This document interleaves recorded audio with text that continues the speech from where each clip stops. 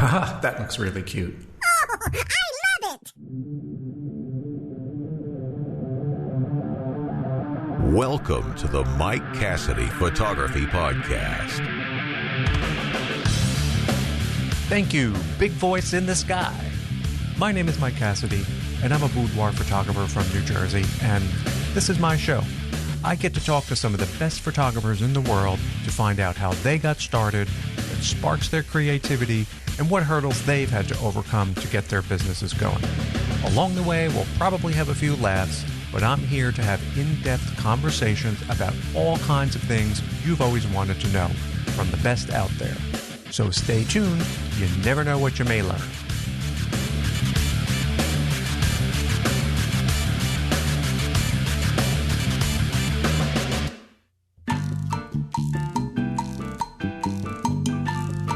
Oh, hello. My name is Michael, and I'm your neighbor. Just a few brief notes tonight. I'm busy, and I'm frustrated. Well, actually now I'm not as frustrated, but I'll get into that in a moment. First thing I wanted to bring up is that there is hope. One thing I noticed is that my web traffic has started to creep back up steadily. I was looking at my Google Analytics and my traffic over the past 2 months or so, and it bottomed out as this virus started to take hold. It was like, boom, everything just vanished. And looking at this data, I noticed that the decline started late in February, very early in March, and it went down, down, down, down, down. And my low point was March 14th.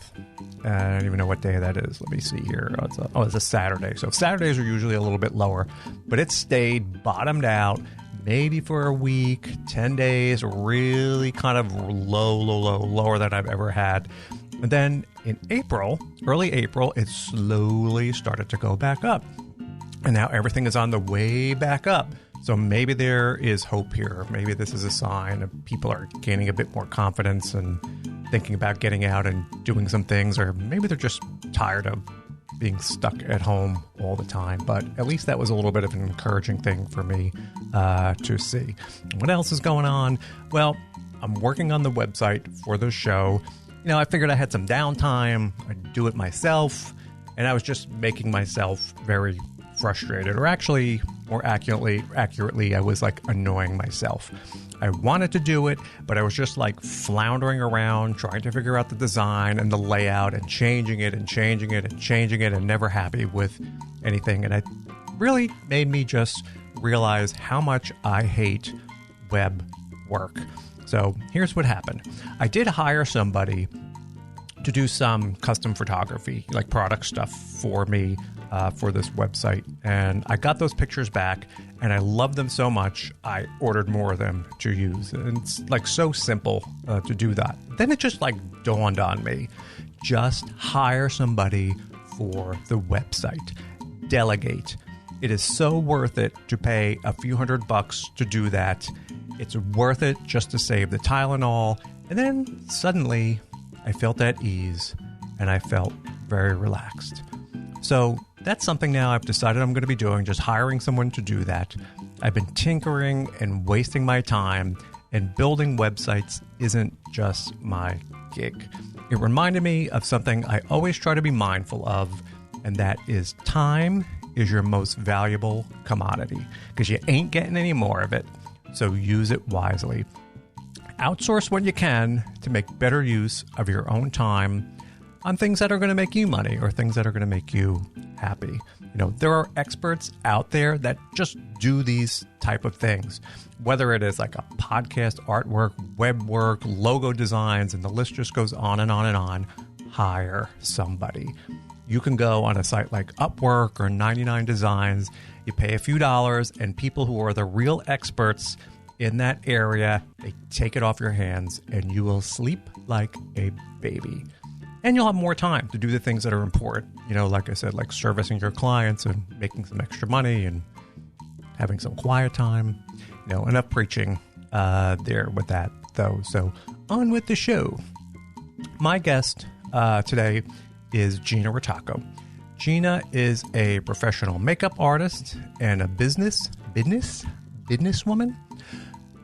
The role of makeup artists in photography, particularly in like glamour and boudoir photography, they're kind of unsung.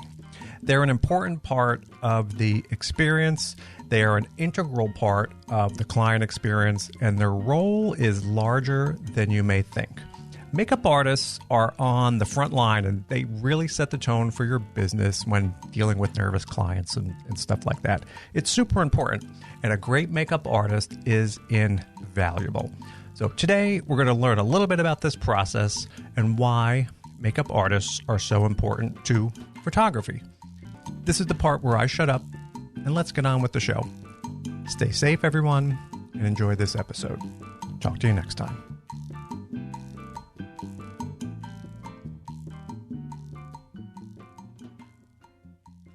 Okay, so now you're on. We are live. America is listening to you. Hello, America. Hello, America. My guest today is Gina Ritacco, one of the makeup people I have worked with for years. And so, Gina, take a moment to introduce yourself to everybody. Hi, Mike, and hi, everyone. I'm so happy to be doing this. This is actually my first podcast, so this is awesome. Thank you, Mike, for having me. So my name is Gina Ritacco. I am the owner of Gina Ritacco Makeup. I'm a makeup artist, and I do mostly bridal work, and I also work for Mike in his boudoir sessions, and I do the makeup for them as well. And now we were fumbling through trying to get this whole podcast thing to work for like 10 minutes. And we finally did it. Oh, my gosh. Yeah, my first time was a little rough. Technical difficulties, getting headsets and Bluetooth on there. And now suddenly you're going to become a podcaster. Listen for Gina's podcast. Coming soon. Oh, yes. Coming soon, 2020, late 2020, when I find a microphone that works. We have time. Like, this is another thing where who has time? You know, like, I'm so busy. I work all day, I come home, I'm sitting up, and then I have all my photos to do, and it's just one more thing. It's one more piece of work to do between all the blog posts I write and the Instagram and everything else. So who knows why anybody would want to do this? It's just being so on social media is just a job in itself. It's another whole job. It's like another thing that you kind of sort of have to do, and it's sort of expected, and yeah, it's a lot, and I think people think it's so easy, and it's not. It's very time-consuming. It's very time-consuming, and you would know that because you do still, like, YouTube videos and stuff like that. So, you know, that takes hours to dabbling in the YouTube world, and now I'm trying to focus a little bit more on strictly Instagram video, and just editing those videos alone that are like 30 to 1 second minute clips or take hours. On Instagram TV, you mean, to do that? Is that where you're putting that? And just like little Instagram videos in general, just like little clips, you know, for the page. But not Instagram, like what they call Instagram TV, like the longer. You mean just filming it on your... I do both, but both are time consuming, is what I'm saying. But are you, like they're short. Filming them and just uploading them, or are you just like doing it live on your phone? No, so usually they're pre-recorded, and then I'll edit them down to make them. And then you just upload it. So you're not like holding your phone and going like live on Instagram and recording. Oh, no. You're pre-producing it, and then... I gotcha. Yeah. I thought that's what you meant. Yeah, it's a lot of work. All that editing is a lot of time. Exactly. So the first time you said, how long did it ever take you to do your first video? Like hours, right? Oh my gosh. Yes, sitting, like my first YouTube video was probably the first thing I recorded because I did YouTube videos before I did Instagram videos.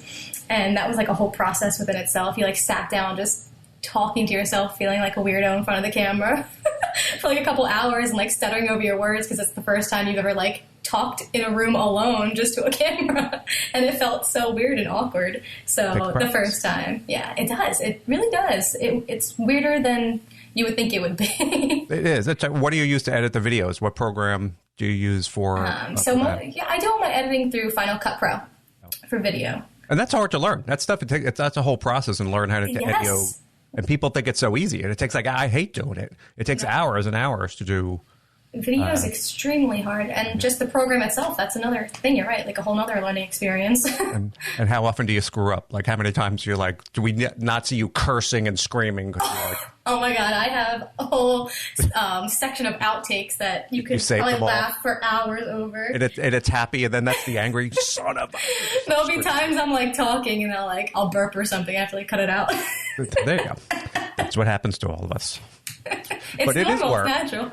And it is work. And I did notice, too, I just happened to look for the first time that you have your Google business listing on there now. Because when I put it in it pops up and I see you on the little information bar on the side of Google. Yes, so you're actually the one who told me to do that. You're official, because you need that. And that's very important to be found. Because otherwise you're just out there. And I think we were talking about this a couple of years ago when doing makeup or talking about makeup and on Instagram, or if you have a website, if you're not pinning it down to a particular location, people don't know where you are, because really don't search by location on Instagram. You may put makeup or something could it be Denver, or could be anywhere in the country. So there's got to be some way for that. I like to pinpoint my hashtags when I'm doing it on Instagram, New Jersey makeup artist, what you would do, New Jersey boudoir photographer for your hashtag, and that actually helps a lot. People find you through. How do most people? How are most people finding you? Through Instagram, believe it or not. I would say probably about 75 to 85% of my clients are finding me through Instagram. Really? And do they ever tell you how they're searching, or how they're coming across you? It's through hashtags mostly, and just through browsing, I guess. Just I think it would be mostly through hashtags. And then they message you on Instagram. Well, I have in my bio on Instagram that says please email me, because it's hard to keep up with inquiries through direct it's message. not the best. It's not the best message system on. No, there. it's not. It's definitely not. And the different inboxes, it kind of gets cluttered. So that's good. Yeah, because I don't get too many people through Instagram. I have a lot of people on there. They look at the pictures and stuff but I don't have, very rarely do I have a customer contact me through Instagram. On mine, it's 99.9% through my website, because people can look through all the photos, and I guess they want to see that first. I think it's also the difference in our businesses. I feel makeup on Instagram is such a big majority of people who are there to view makeup. There's a huge group of people that just go to Instagram directly for makeup tutorials, makeup pictures, just to get inspiration for themselves and stuff like that. So I think it's also a niche market to get so that's clients where people know to go. Yeah, they know to go there too. Yeah, that's interesting. And so when you're done with, say, a wedding or something, are you getting the photos from the photographer, or are you taking your own photos to show on your website of the brides? Most of the time, with pretty much every wedding, I'll take a before and after picture of my brides or my clients, depending on what kind of job it is, just event makeup or whatever. But I'll always take my own pictures for sure. And then if the photographer is nice enough to grab my email, and when he's done editing to send me a few, that I'll grab them that way too. But that usually takes a couple months or a couple weeks down the line as well. It's slow. It's backed up. The so turnaround. You may get them months later. And so I do women, my own. These women don't mind these before pictures. See, that's the thing that always I always ask. I always get permission. They're okay, because I don't do that, and there's a lot of photographers that do. They'll even put that on their website, the before, and they're they look like they rolled out of bed, and women don't want to see that. And then they show the after. I'm like, what are you trying to say? So to me, that was always I know. I really don't enjoy that whole concept of before and after. I'm not saying you're ugly before you're makeup. Yeah, that's why I'm. I guess some people take it that way, but it's more so to show the artwork, show really what you can do. But yeah, no, not everyone does agree to a before and after picture. I always ask, and some people are no, girl, you can take an after picture. Yeah. Well, I don't know. I was just curious. Yeah, because a lot of women, they don't want to be seen without makeup, and especially in a situation, who knows? But yeah. Almost always they'll let you take an after picture, though. Even the after picture still is good advertising for you, though, because it still encapsulates your work. See, and so you get a hold of these pictures mostly from weddings. Yeah, that's good material, because you're doing weddings all the time. So you always have fresh faces to upload, and people want to see new photos of brides and makeup and products. You do a lot of product videos, I see. Are you getting that stuff? The companies send you these things. So you just come home and there's boxes by your door? Or are they contacting you first? Not for me, not every day. With some of those larger influencers, they do get packages every single day. I've had a couple companies. I would consider myself a smaller influencer, so I don't get packages every single day. No, I buy the majority of my products. But I've had a couple companies, like CoverGirl, just happen to find me on Instagram or on YouTube and reach out and contact me through email and be like, hey, we like your stuff. We'd like to send you some of our products to try out. And they just grab your address, and they'll send you out some Just send it over products. to you. What if it's not good? Isn't that like a weird? You're not required to talk about it though. Unless it's so like a if paid you like promotion. open it up and you're like, ugh, you're like, Yeah, if I get something that I don't enjoy, I just don't talk about it, or it will go into one of my videos on YouTube. That's one of those like hit or miss kind of videos. but I guess there's some validity to that. But I guess you don't want to seem like a negative person. So that's the only thing I always wondered about that is people doing things. Everything can't be great, and then Exactly. everything is great. Then I think your integrity comes into play. Exactly. So it actually is good to talk about sometimes the products that you don't enjoy as well, because it does build up your every once in a while you a little bit more. You have to stick it to somebody every once in a while just to kind of keep it real. And I don't do that too. I just started to get a few emails too from people saying, we want to send you, we're a company, we want to send you our product and do like a video review of this.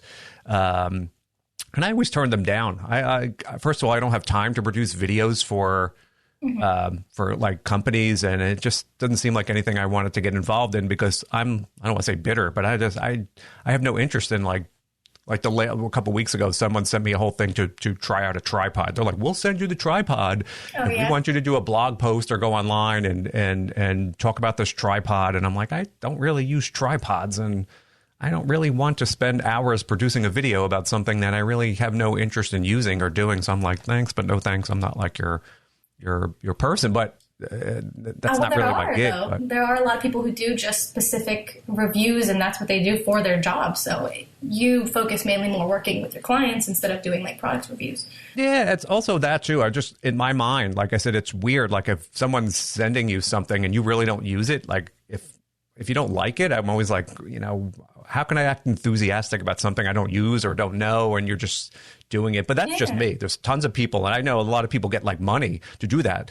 Here's, X amount of dollars, like advertisements also, and you have to just pay. That's half of Instagram now is people holding up products and like talking about it. So I guess there's something behind it. But just for me, I don't know if I do that personally. Yeah, I totally understand. I think it's different with all products too. I think so. For makeup, it's a bit easier because the minute I try a makeup product, like I know immediately if I like it or not. Like you'll know. Yeah. Like how? How can one thing be like so different than another? If it's like two lipsticks or two, I don't know anything about just the formula. Makeup. If it feels good, if the pigmentation is good, it's how important, long it wears. If I put a lipstick on and it's off my lips immediately in like an hour, I'm like, it wasn't that great. I go, oh, yeah, it's important. I know it's important. It's a big thing. Like I said, it's not my universe. I don't know that much. About it, but I understand it's important to people. But you know what we're going to do first? Yeah, we're gonna go back in time, Gina. And let's do it. when you hear that sound, it means we're going back. We're going back in time. Where are we going? We're going way back. When I have people on, usually one of the things I do, and talking to mostly photographers on here, but it's interesting to go back and hear about how they started and how they got into doing what they were doing. And because in this show, initially what sort of started it was people were like messaging me on Instagram, like people from around the world, and like asking me photography questions. And I'm not a big technical photography guy, or they were asking me about my photos, and I would take a minute if it was like a legitimate question and answer them. And I remember there was someone out there, I was like, wow, I can't believe someone like you actually responded to me. I'm like, what do you mean someone like me? And he was like, yeah, no, it would always be interesting to hear like what a person like you, how you work and how how things are going on with you. So after a few messages like that was really the inspiration of starting to do that show, that there was kind of this interest in people who did that kind of for a living and how they worked and how other people who did that worked. Seems that people like hearing that. And so that's sort of in the show that I was doing, going back and talking to people and how they started, because in photography, it's not the case. It's an often big misconception. Like you go on Amazon, you buy a camera, and suddenly people brand themselves a professional photographer, and it just doesn't happen that way. It takes thousands of pictures and years to get good. It's not like you can go out to the sports store and buy the same golf clubs Tiger Woods uses. It doesn't mean you're a professional golfer. Exactly. But photography has that impression. So people like hearing about how someone starts because they're like, they can relate to that. Oh yeah, I'm having the same struggles, you know? So when you first were getting involved in makeup, how did that all start, or what was the inspiration there that got you? So wow, things are totally different now. I feel like with makeup, like with how people get started, I feel like it's such a different ballgame. So years ago, I guess I started about almost 7 years ago now. And you were actually one of the first people that I worked with, which is so funny. That was our friend anniversaries, I guess now almost. Probably around this time, actually, when I first started. Yeah, it was a while. It started, it had to be 2013, 2014 or so. Somewhere there. Actually, so back in the day, kind of the way to get started on doing makeup was to just basically set up a portfolio. And I did that by just reaching out to some photographers and going on this website called Model Mayhem, which was like the big website back then for makeup artists and models and photographers to all network. I'm not sure if people really even use it anymore because I haven't been on it in years. Yeah. But I think it's definitely diminished over the past couple of years with the new Instagram and the big social media craze. That website probably doesn't... People don't use it like they did. Yeah, I think you're right. I don't think so. But yeah, that's how I really started. And I hooked up with some photographers, and we would do things called trade shoots where I would do the makeup and a model would come in. She would do the modeling, and a photographer, they would all get together and do these trade shoots to kind of build everyone's portfolio and get some pictures. So what I did from there was just take my pictures and put them on social media. I started an Instagram, and I would post pictures of my makeup and makeup on myself and kind of just put it out there that I was doing makeup, and it really just snowballed. I would say it was just very good timing too. It was at like the brink of when Instagram was kind of blowing up. Yeah. And it took off very quickly from there, to be honest. And it's just gotten better and better over the years. Once I started putting out like that I did one wedding, I just got a flock of emails from friends and family, and it was a lot of word of mouth from there. How that started. Yeah, and then I met you through the Model Mayhem website. Yeah, and I didn't even think about it till you mentioned it. And I think you may be right, and I haven't been on there in years and years either. But that's you got to get a start like somehow, you know, because it's the same thing like in photography, and people, especially if you want to start shooting people. You got to start some way, and even if it's just working for free or working with other people, you get that experience, and sort of take it from there. So that's an interesting start. But I'm curious, like when you look back, or if you look back, how bad was it? Like, were you terrible when it started? Do you notice like a change? I definitely see improvement, like 100% throughout the years. I think you definitely get better with every single makeup application that you do. If I go back and look at pictures from the very first clients that I did, obviously they're definitely not as good as the skill set I have today. Like, oh my God, I can't believe how I got away with that. No, but it's very similar in photography. I wouldn't say it was that bad. Like, I definitely was able to. You get better as you go along. It's the same thing. And I ask people, do they remember their first photo session, or how bad was it? And people are like, always like, oh my God, yeah. But that's part of the process, and you have to start somewhere. No one jumps in at the top level. It's always sort of like a learning curve. And I think one of the things, learn your business you're in. Yeah, with makeup too, and I think there's a lot of people that want to get started in makeup, and it seems like an alluring way to go, but I think they don't realize how much work is involved in that. It's not just it's the marketing, time consuming. When I first started, I would come home from my regular job every single day, no matter how tired I was, and just do a full face of makeup and do a new eye look and take pictures of it and put it on the internet. So it was kind of like, again, the social media is another job outside its job. You have to be consistent. You have to just keep people aware of what you're doing. Like, stay in the know to people, or you just fade out. And do you remember your first wedding? Post like one picture a year, no one's going to hire you, you know? Right, no. You have to be, do you remember your first wedding? Do you remember your first official wedding? And how scary was that looking back on it? Or I was very scared. I was extremely scared. What happened on that day? Prior to that first wedding, I had only done like one person at a time. So this was like a 4-person group, which at that time when I first got started was like 4 is a lot of people. And now I do like 10 to 13 person groups, and it's like nothing. But that 4-person group, I was like, oh my God, like, am I going to finish them on time? You really have to be like aware of time management, because with bridal parties, you have schedules you have to stick to, because you need the bride ready on time. And if you go past the photographer's time, he starts getting mad or she starts getting mad. But yeah, I was nervous, but everything went smoothly, and the bride was really, really nice. It was a super sweet group, so it was a good first experience. You made it through okay. I Wasn't did. Any trauma or anything that popped up all the way. Oh, and that's good because, yeah, once again, I would think, too, that especially in makeup, you may work with someone who is already doing makeup. That's probably the easiest way to do it, to like be a partner or an assistant to somebody that's established, so that way you can get in and rather than throwing themselves in and not really knowing. That is actually another part of my growing experience. Denise, who you know, Denise, Makeup by Denise, you actually had introduced us to each other, and it was in the brink of, also when I first got started, she needed help with a big wedding party, and you had referred her to me, said you guys should link up and help each other out. So she actually called me, and I went to a job with her, and then now we do jobs together all the time, and she really helped me grow when I was kind of just like building my kit, and she offered product recommendations and a lot of good knowledge that I tell her all the time, like, you really helped me grow. Yeah.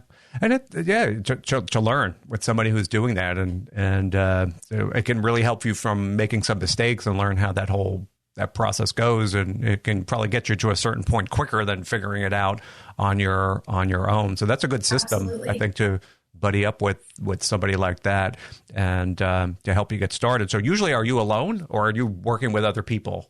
Mostly, I know sometimes there's some other makeup artists I use, they have like clans, and they all seem to like clan together, and they work in like clans. No, I wouldn't say I have a clan. For the most part, I'm alone on jobs. I only bring in another person. I have other artists that I'll work with for large groups. If it's a time crunch and I can't get, say, that group size done in a certain amount of time, I have another artist I'll bring in, and we'll just get that job done together. How many people is too many? Like, how many people is like... I would say there's never too many. You would just need a time. Multiple artists. Yeah. Like, no, I meant for 20 you. people. Like for just me? Yeah, for just you. Like when someone says there's X number, you're like, ooh, I got to go get another person. Like, how many is too many? Just for I usually like to cut it off at 10, just because I feel like that's a lot of people. I know. And it could take half an hour, 45 minutes for each person. It takes that's why it takes like a full day. It almost takes like I did. Usually when I do these groups of 10, we start like the wee hours of the morning, like 5, 6 a.m. And then we don't finish until like 3 p.m. But I'm like going straight through, no breaks, no like. See, that's what I don't understand. How are these brides like getting up at 4 o'clock in the morning, and how are they making it through, or how are they not looking exhausted? That's like, ooh. A lot of good makeup. I guess that's the answer. A lot of good concealer. Because I hate getting people up early. Now I have people that drive from all over the place, and I don't want tired, because when people look tired, you could tell, and that's something you can't fix. So that's what I was always curious about. Everybody seems like, and you had such early mornings, and I'm like, ooh. Well, if we're talking about just like the wedding makeup industry, we're getting ready earlier and earlier because of the first look with photographers. They want to do the first look before their ceremony, where the bride and groom do their first look together before the actual ceremony, and do a little secluded photo shoot. Together. Yes. So they get most of their pictures out of the way, so they don't have to miss their cocktail hour. But since they have to do that before the ceremony, it pushes the getting ready time in the morning very early. I don't know. These people get married way too early. Got it late at night. That's where it's at. People be awake, relaxed. My earliest wedding, we had to start at 3:30 a.m. That's ridiculous. It was absolutely crazy. And I showed up and they were all still in bed. That's just ridiculous. And I feel so bad for you having to get up that. And that's not even the driving time, because you have to get even earlier if you have to be there, Yeah, I didn't sleep that night. To travel, and that's like exhausting. But I guess you get used to it.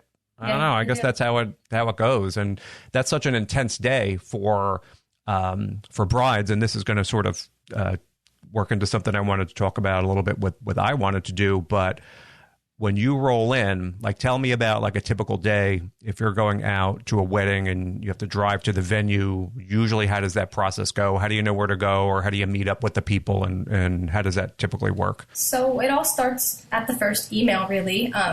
The bride reaches out through email, and she usually says like, hi, my wedding is so-and-so date. This is the location. This is the number of people that I have. Are you available? And that's kind of how the whole conversation gets started. So I'll email back and I'll be like, yes. And then as it gets closer to the date, we'll make schedules, and I'll schedule in for, say, it's 5 people, like 40 minutes per person. And then I also get confirmation from the photographer what time. Can you hear that? That little beep? I'm sorry. No, I don't hear any beeps. There was a little beep going off because of my computer. But so I get the confirmation from the photographer as to what time he needs the bridal party ready by, he or she needs the bridal party ready by, and then I will set my schedule according to that, and that's how the morning will go. Oh, hello. It's Michael cutting in here. Sorry to interrupt, but we had some technical issues. Gina's Bluetooth headset died, and we tried to recharge and pick up, and we had some other issues recording the second half of this interview. So we put it on the side, waited about a week or two, and then we gave it a second shot. So you're going to hear a little bit of a break in continuity here, and I'm going to roll the second section. It's really took place about 2 weeks later, and we tried to pick up where we left off. So just wanted to cut in, give you a little bit of an idea of what was going on here. So on with the show. Roll tape.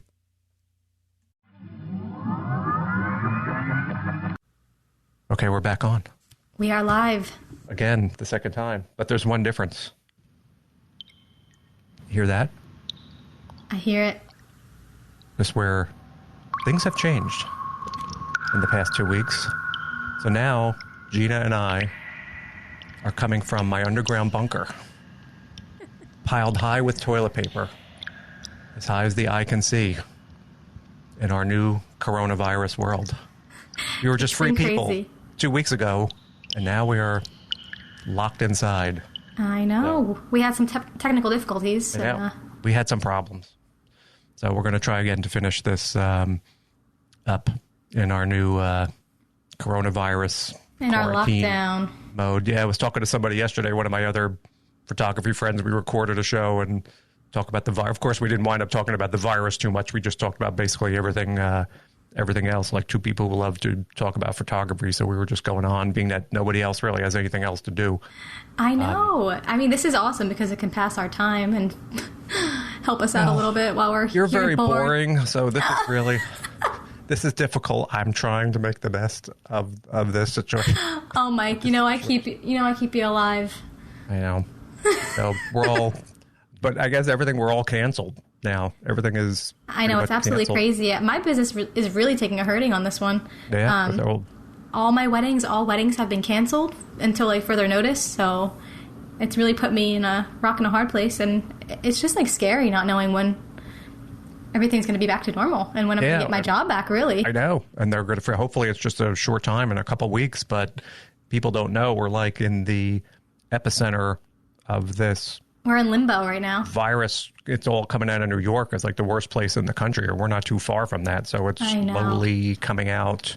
I think right now New Jersey's the top two. I think New York's the first, and then New Jersey is second on the list of top cases. I know.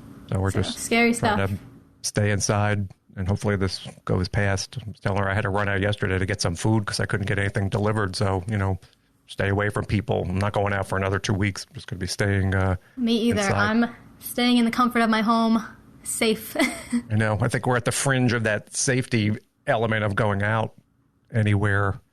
So it's not worth it to me. We're going to be here for a couple of weeks, so we might as well record some podcasts, and then hopefully everything will get back to normal soon. I hope so. I think it will. Within the next 2 weeks or so, we'll start seeing some more normalcy. I hope, at least.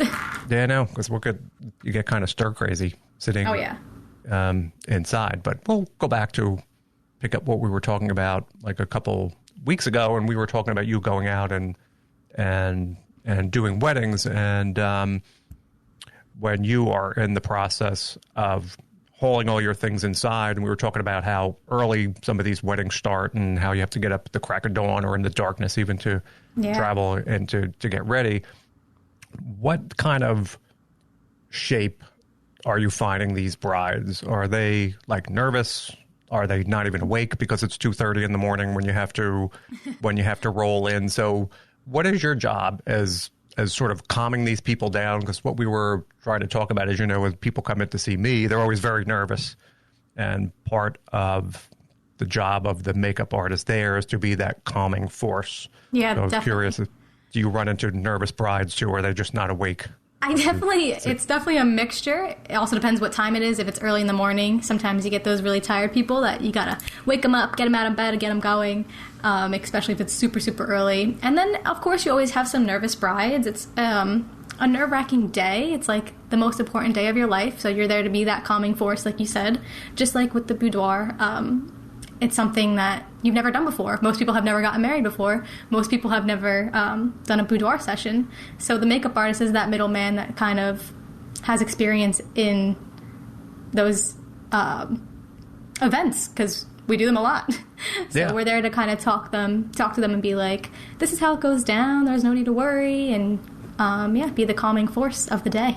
But are they, I guess, really super nervous, or no? Is they're just, by this time, they're just glad that it's over and where it's happening? It's been like 7 or 8 months worth of buildup, and they've probably been on the go nonstop. And I would say it's half and half. Half are very nervous, and the other half is very calm and just ready to take on the day that they work so hard with planning and everything for.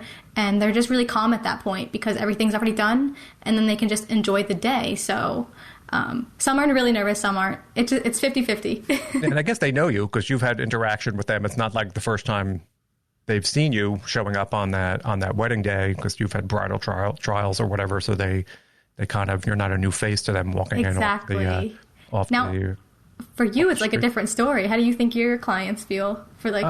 Well, you know that everybody's, well, I don't want to say everybody, but I'm going to say 80% of the people are nervous. Whether they really are showing it or not is another thing.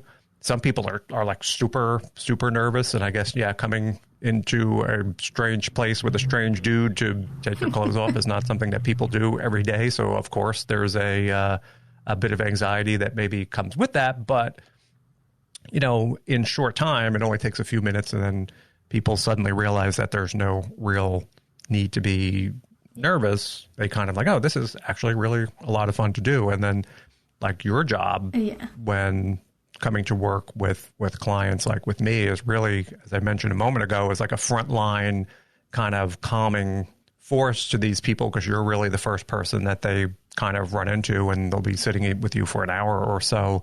And you hear often a lot, oh, nervous, I'm so nervous, I'm so nervous. And all the time.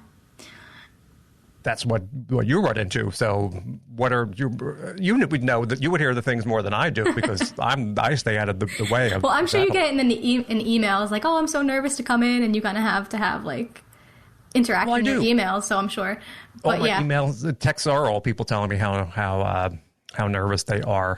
And I get it. I understand. I would be nervous. I've never done a boudoir session myself, and I think going into it, I would be a little nervous. So. Yeah, I guess, like I said, it's a natural thing, because people don't do that all the time. And then when they do come in, I think the first thing is, it's like if you have and this is not the best kind of way to relate this, but when you have someone who has like a hyper dog, you don't want to go up to a hyper dog and go like make a move real and make the dog more hyper. You just have to be very calm.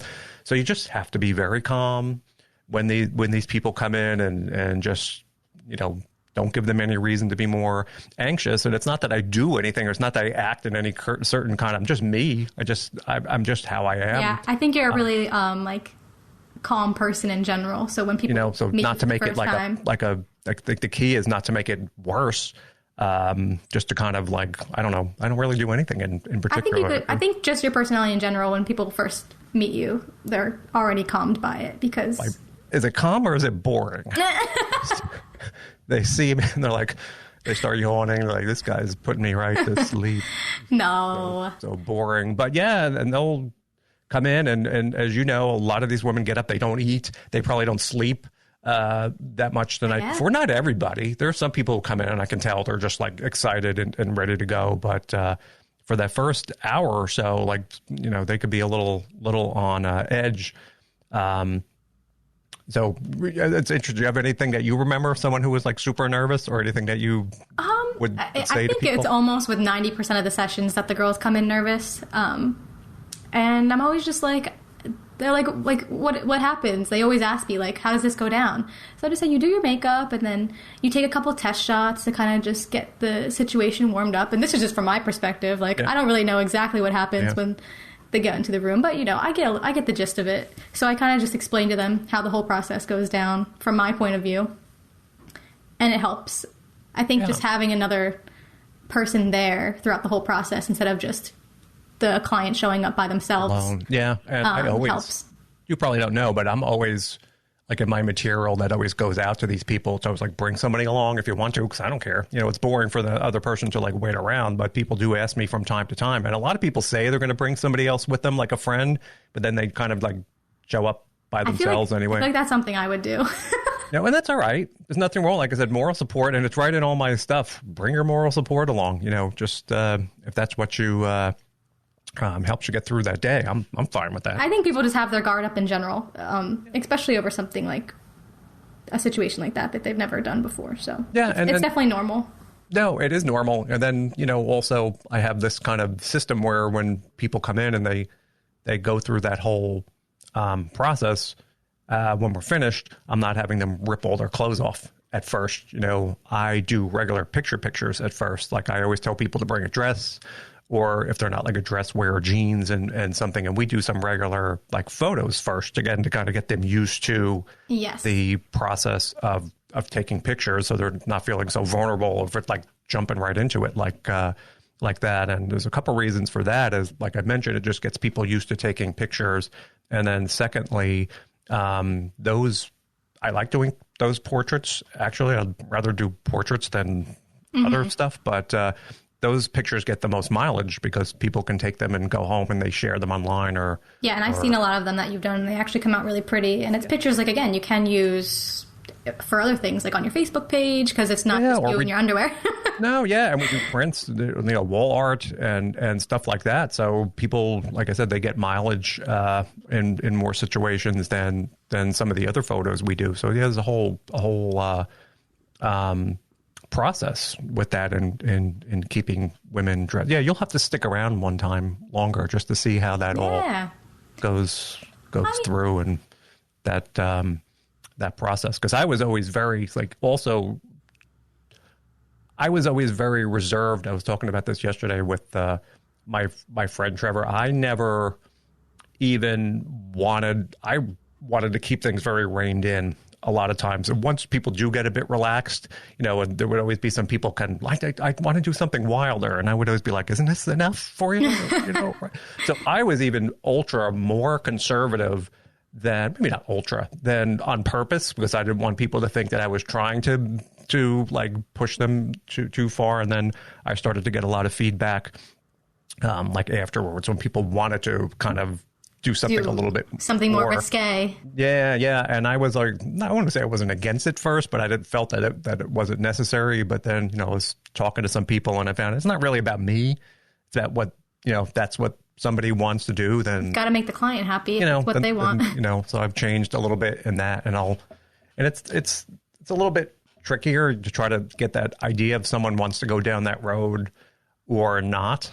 And it's more situational, and I'll talk to somebody and I'll, you know, like, especially when it comes to like nudity and stuff like that. I mean, so many people do it more than I thought would.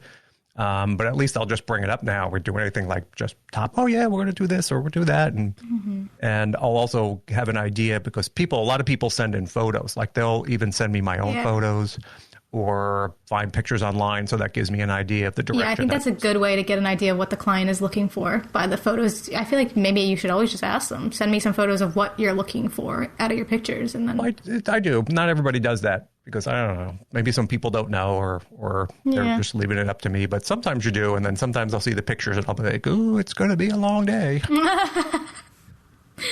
I know. I've heard some crazy stories. Because it gets, and the one thing, it does get wilder and wilder over the past couple of years. Some of the things that people come in or that they want to do, and I don't judge anybody. Again, hey, if people are grown and adults and they want to go in and they're having fun and, you know, it's between them, that's okay. I have no problem, as long as we keep it within those riverbanks, you know, operating within those boundaries. So, yeah, boundaries is a good word. Boundaries. So boundaries, the boundaries. Yeah, and I've learned. I don't. Actually, like I said, more conservative. I rather keep people more clothes on than not. And also, when people are nervous or if they're tired, I can't fix that. You know, when people have that look on their face afterwards, and you can see it, and I can see it in the first couple of photos too, and generally don't get used. And you can see at that point where they finally start to relax and have a little bit of fun, as far as they're not all. You can see it in their hands. You can just see it in their whole face, the little tension or uneasy. And then a lot of those first pictures are throwaways because you could just see how the person is a little bit nervous there. But I want to jump back over, like jumping all over the place, and go back into weddings. And I know when you come in and stay with me, you don't always stay the whole entire time, maybe a little bit longer, but usually we're doing it and I'm kind of alone because, again, it's kind of boring just to sit around unless someone needs a touch-up or something like that. But when you go in and do a wedding, are you staying there for the whole entire time, or do you just do that and leave, or the brides need touch-ups through the day? For the most part, it's just our first morning schedule, so I'll do that schedule, and then at the end of however many people I have to do, I'll do a quick round of touch-ups, and then that's usually the end of my day, and then extra touch-ups are usually an add-on to a package. So I usually don't typically stay unless someone adds that onto their package. But usually the makeup touch-ups are so minimal that people don't need it because the makeup that we use for bridal is like rock solid. Not coming off. It's not coming off. Be there all day long. It should be. If it's applied correctly, there should be minimal touch-ups. Well, good. Yeah, and it's a tough job, you know. And one thing I'm always looking at photos online. I'm like one of these people. I study everything, and I can like immediately tell now, more or less, when someone is getting professional makeup done or not. I'm sure you have a good eye for it. Yeah, well, I'm not always right, but I can usually tell if I'm looking at other photographers and they'll show these poses, and you can tell the woman just did it herself, and you're like, it really does detract, I think, from that. So I think it's important to do. I think it's part of the experience too.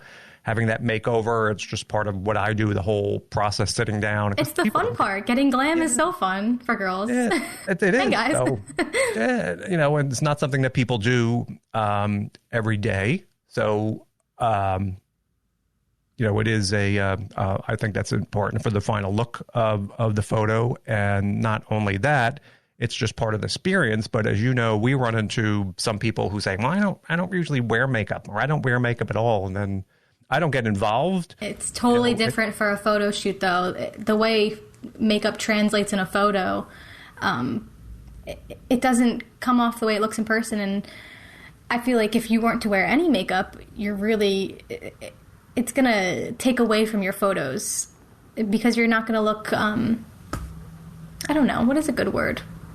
I don't want to...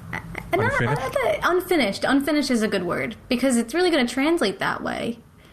Like if you just roll out of bed and go get your photos taken and you don't have like a professional makeup application, not saying that it has to be applied heavily, like dramatic makeup, but just even to have a little something correctly applied will make a big difference in your photos. It does. And I don't get involved with all that makeup part going on because, you know, that's your business. But as soon as I hear, and we do hear that from time to time, when someone comes in, I'm not really a makeup person. That's when I just go in, guess what? You're going to make up today. Because I'm not doing it on the computer for like 24 straight hours trying to put mascara on you afterward because it's really hard to explain it to people sometimes that just don't understand. But I think I think it would be a good thing to actually show someone, like, here's a picture of someone who didn't have their makeup done for this photo shoot. Here's one who did, and you could see the difference right away, I think. You can. And then my second thing I usually say to people is when we're sitting there with them and it's like, did you look at any of my photos on my gallery? And they're like, yes. I'm like, you know, the first thing you don't notice is, oh my God, how much makeup does this person? That is not a thought that goes, and everybody on there has lashes and everything done.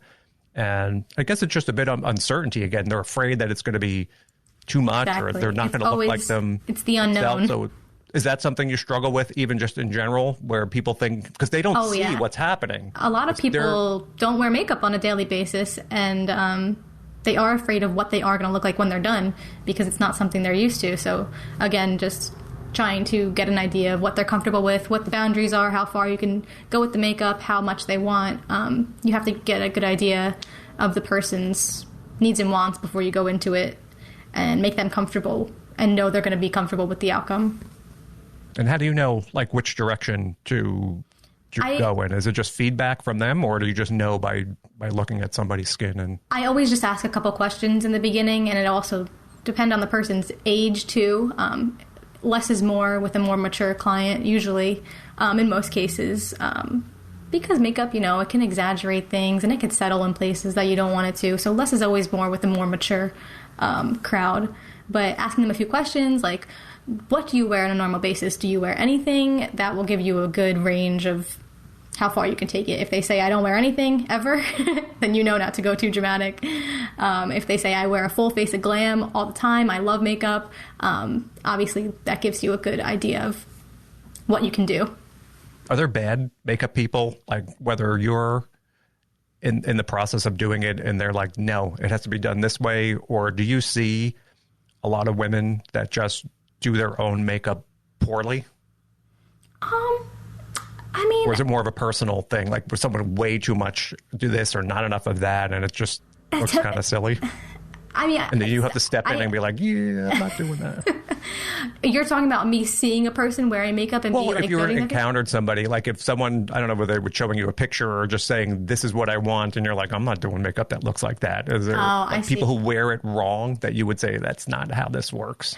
I've definitely run into situations like that where someone per se would show me something that I necessarily wouldn't recommend, but it's also about making the client happy too. So you have to find that happy medium where you're gonna make the person look good, but also do what they want. Like, say they want a lip color that you probably wouldn't pick, you still gotta make them happy, because if you pick something that they don't want, they're gonna not be happy with the result in the end. So you gotta find that happy medium, and it's hard.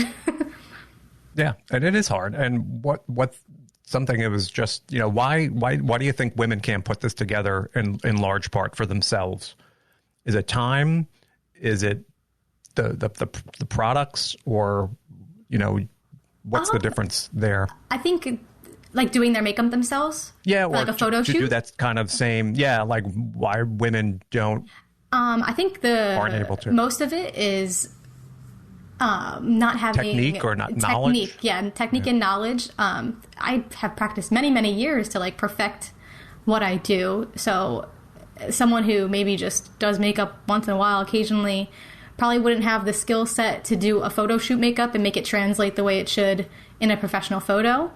I think that's the big difference, just not having the skill set, and maybe even the product sometimes. And like certain foundations and stuff can also cause like flashback in photos. You have to be careful of that. So some people who just are everyday sort of wearers might not know those things. Interesting. And then you mentioned just a few moments ago, but I guess people who are different ages, there's different ways you have to approach younger people versus very older. Definitely. Not allowed to call anybody older anymore, mature. It's very different. It's very different. Even noticing in my own skin, like from how I applied my makeup a couple years ago, is different now because my skin is different. I'm seeing the aging. I'm seeing a little bit more fine lines. So you have to just tailor things to everybody. Everybody's makeup application is going to be different and personalized.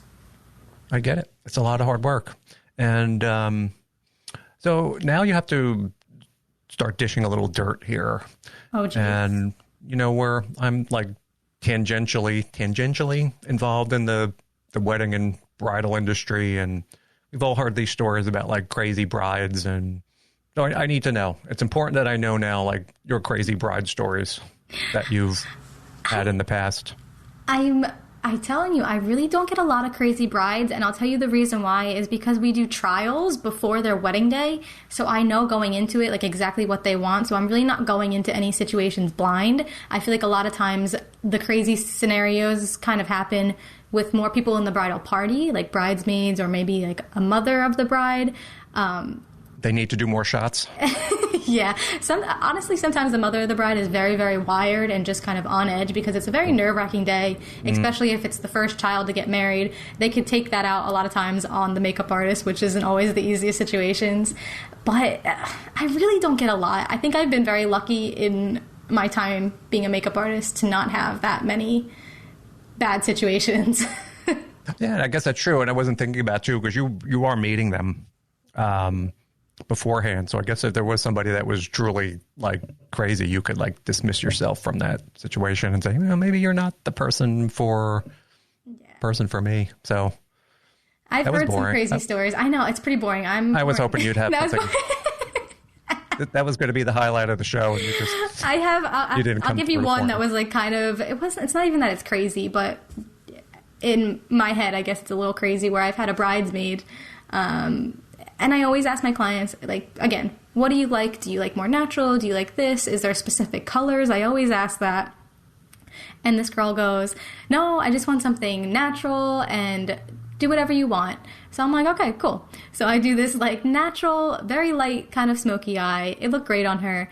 We're all said and done. She takes the mirror and she looks at it and she goes, why didn't you use purple?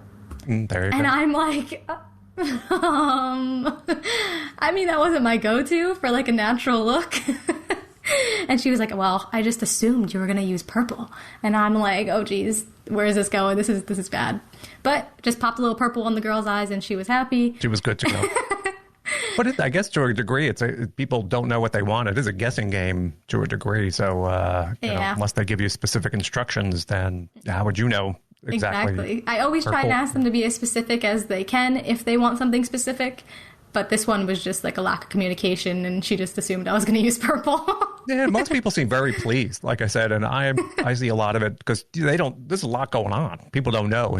And then until people stand up and look at themselves in the mirror, they don't really even see it. And I'm going to tell you 99.9% of the time, it's like, oh my God, I can't believe that's me. Or people are like super happy with one they see. I think I only remember one time some woman, again, with the lipstick was either not red or she wanted red. It was too red or not red enough. And it was a simple fix with somebody's lips. But other than that, it was pretty straightforward. And oh, hello. It's me again. And we wound up with another dead Bluetooth headset. So guess what Gina's getting for Christmas this year? Some wired headphones. But anyway, I think we made it through the rest of this podcast without incident. So once again, I'm going to pick up where we kind of continued here. All right. And one thing also, too, I noticed that this wasn't you, but one other person that does some work for me, Gina, she was talking about a couple of weeks ago, one particular makeup artist, and I think she was closer way up to New York City, how this one woman just charged like an astronomical amount of money, like per woman. It was like $1,000. Yeah, I've heard that. Or something like that. And people can't get enough of her for some, I don't remember the name. They were talking about the name. I can't remember the name. But what enables somebody to do that? Or what are the different levels? And is that a good thing to shoot for someone in makeup? So yeah, it's definitely a good thing to always be able to shoot for, be willing to price yourself as high as you can. But the way you get there is definitely through, number one, experience. Say someone who's only worked a year versus 10 years. The person who's worked longer obviously has more experience, can charge more. It depends on where you're located. So I've seen pricing higher towards New York and North Jersey higher than South Jersey, Central Jersey. It's just because it's relative. It's just a little bit more expensive there. And also knowledge, like how much knowledge you have on your products, how long you've been doing your trade, how well you know the products. If you've been to cosmetology school, all these things can definitely up your prices a bit, and celebrity clients too, for sure. If you are a celebrity makeup artist, you have celebrity clientele, that's another way you're able to up your pricing a bit as well. So, help you, Jack. Is there a benefit to doing that? And like anything else, as that price goes up, your volume would tend to go down. I feel like, is there a case where you'd want to do fewer, but yet have a little bit more free time? I feel like when you get to that position to where you are considered more of like a celebrity makeup artist, you're going to have constant work no matter how high your prices are, just because you're so in demand. So I don't think there's really any like lack of clients because you're pricing your people are still going to want they're still going to want you because you're a celebrity at that point. Yeah, with anything else, and think of any product, whether it be an automobile or whatever, or a restaurant, as the price of whatever they're serving goes up, the volume goes down because there's always going to be fewer people at that price point than there would be at something lower, and it's also a danger in an extent, because in photography, what happens with a lot of photographers is when people decide to become a professional photographer, they just want anybody to come in and work. They'll do any kind of a job, and they will take people for $100 or $200 and do all of this work, and really there's nothing to show for it. Mm-hmm. And suddenly they realize that they're paying themselves like 10 cents an hour for what they do, and then they want to, at that point, start raising their prices dramatically. And all these people who will love them because they were a cheap photographer, suddenly they lose all of their clients because you used to charge now you're going to charge $600. I can't, and they kind of lose their audience. So it's important to kind of create that audience or target that kind of a level. Is that something that you consciously do, or how does that work? Every year I feel like I try to up my pricing a little bit. I think that just comes with the trade. I think each year you gain more knowledge. You probably are putting more investments into your kit, into your products. Expenses go up, yes. So you should always buy a little, I think, in every trade, probably up your pricing a little bit each year, which I do. And like you said, I have seen people who come back and they're like, oh, like, you upped your pricing? Like, it's not the same. Mm-hmm. But it comes with the territory. I think people, for the most part, understand that. And if they love your work, they will pay for it. But, yeah, I've definitely seen that. And it's true. And you want people to like you exactly because they want exactly what you offer. Exactly. You want them to fall in love with that look or that kind of experience they're going to have with you. And, that could come at any price, or the price that you determine. Like, I always get inquiries too, where it's kind of slowed down, but I would always get emails, or it would happen on Facebook more than anything else, that where someone would message me and say, oh my God, I'd love to come and work, but I can't afford you. Mm-hmm. And once in a while I will accommodate somebody, and I don't start emailing me and telling me you can't afford me, because I'm going to delete the emails. But I would get like an email, and I'm not the most expensive person out there. Yeah. I'm like a little mindful of that. And I have some, if I know someone can't, and I will, say, all right, we'll do it for X amount from time to time. But I find I don't necessarily feel personally to be the most expensive person out there. I'm not near the bottom at Shure, but I found like that kind of sweet spot.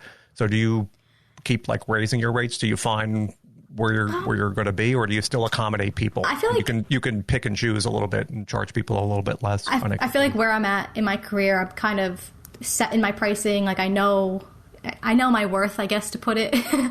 And I feel like a lot of times people also are just price gouging. So they're just emailing an influx of people at the same time just to kind of find the cheapest price. So you kind of want to weed those people out too. I feel like sometimes quality over quantity is the best way to go. Are you still on like those wedding sites? Because I know they let these brides like mass email everybody. I think right now I'm only on Wedding Wire and The Knot. But to be honest, I barely update them. I always forget. Because I never got involved in that too much. But I still, even though you have to pay to be even seen on that, I still get, and I'm not even a wedding photographer, and you'll get these. And I know people who do that, and they said those brides just go on there. They mass email everybody. That's why I don't really like to be on it too much, because that's a lot of what's going on there. People are just mass emailing and just looking for the cheapest price. Yeah, and I was going to say, that's what it seems like those websites are for. I know I wouldn't be paying to get, I don't want to be doing all that work for nothing. Yeah. I get it. People are trying to save a buck here or there. And it's hard for people, it's, I guess what I can say, the closest thing, and I use this example, like if you were going out for your anniversary or something and you wanted to go for a nice dinner, how often is an anniversary? It's like a special occasion. Yeah. You may go to somewhere like in Red Bank, a homemade Mexican restaurant where they are in the kitchen making, that burrito from scratch, and it's like the best burrito ever. And, sit across from your partner and go, well, why are you spending $9 on a burrito? We can get one for $1 at Taco Bell. Mm-hmm. there's always going to be levels. And in certain occasions, people will say for an anniversary that they, I want that. I want a Taco Bell. It's a burrito, but it's $9 less than what we're getting here. So there are weird situations where people may understand this is a special occasion and it's worth paying for because I know what I'm getting. I think a lot of people do understand that, especially for weddings. It's like the most important day of your life. You want your vendors to be good. Sometimes it's not the best idea to just shoot for the lowest price. Cheapest. Everyone's in a different financial position, though, so it's different for everybody. Then you got to find your way when you go through. You got to find your sweet spot, and whether it's being a little bit busier and charging a little bit less, or raising your prices and doing a few fewer, or being really cheaper and doing more jobs. I guess it comes down to what somebody's comfortable doing or what works in their area. And just one or two more things here. And as far as the weddings go, how far ahead are brides typically starting their preparation? Like, how far do they book you out? Yeah. I usually book out. I close my books about a year and a half out. That's how far I'll book out.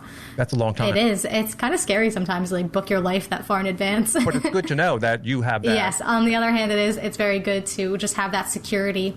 I usually don't book out farther than that, just because it's so hard to know what's going to be happening, where you're going to be. Because we're in contracts and stuff, so things get messy if you book too far out in advance. So I usually keep it to about a year and a half out, and that's usually around when people will start inquiring to start. That seems to be. And I'm not that far. Most of my brides are maybe 6 months ahead. I'm not usually hearing, maybe once in a while I'll get someone a year ahead, I'll do a session, but it seems to be much closer in terms of what I do. And I'm always trying to get people wedding jobs, but by the time they come to me, it seems all that is determined already. Like you said, they already have their makeup people long. I feel like makeup and hair is one of the first things brides book, just because it's how you look on your wedding day, and you want the person that you want. And makeup and hair do book out very far in advance for that reason. So brides really are reaching out about a year and a half in advance for their wedding hair and makeup. They're very busy. You gotta get out there and do that. And there's a lot of cancellations right now. Is there love going wrong? Well, I don't mean. I know probably now there is, but I mean in general, do you get a lot of emails 2 months ahead of time or a month ago? We broke up. I hate him. We're not. Oh my gosh, I've had very minimal of those in my time span of that I've been doing this. Thankfully, because that's such a sad thing to hear. I think I've had about 2 in total ever do that, and it's super sad. And I will usually refund them everything because I just feel so bad for their situation. Well, I wouldn't. What if it was the woman's fault? What if she went out and did something and I just think it's the guy. Maybe it's not the guy. Oh my gosh. I mean, I usually don't ask their situations. I just feel so bad because that's just horrible. It is. We want things to end happy. I don't want, but it can happen. People could it does happen. Grow apart, and hey, it's better to find out then than before it goes down. You're right. I know. 3 months afterwards, when you realize you can't stand each other anymore. So that's good that there's not a lot of cancellations. That thankfully. Are getting together and spreading the love. We're in a world of cancellations right now, sitting home in our hoodies and oh my gosh, it's been crazy. Staring at a window, and hopefully our universe will get back to normal. I was fortunate. I was telling Trevor that weirdly, I have not had a lot of sessions over the past 3 weeks or so. So I didn't have really a lot of people canceling, or it just lucked out that way. But going forward, starting into April, I have a lot. Yeah, I'm wiped out until May completely. Every single wedding was wiped out. They all canceled, or you're just kind of tentatively waiting to see? For the most part, they all postponed their weddings till later in the year, which is great. But it's just crazy that you're out of work all of a sudden, almost instantly because of this virus. So yeah, I'm probably not going to be working for about a month and a half because of this. It's just crazy. Yeah, that's a not a good situation. And hopefully, as we mentioned earlier, this will just go through this area in a couple of weeks, and things will go back to normal. But it's just affecting not just what we do. Oh yeah, there's the photographers, so many the people. venues, the caterers, everybody involved, and all the way from the top down. And everyone's getting hurt with this one. All industries. Quite a situation, and it's going to sweep, I guess it's in the West Coast, the East Coast, it's going to just go all through. And the person I was talking to yesterday is in Toronto, and said they're even shutting down up in Canada, and he was away on vacation. He was in Central America, and he didn't think he was going to be able to get back to his to his country because they're closing everything down. So that's absolutely crazy. It just goes to show how fast something can change, though, and always have a backup plan, I guess. That's right. Yeah. Now you tell me. I know, right? Why didn't you tell me?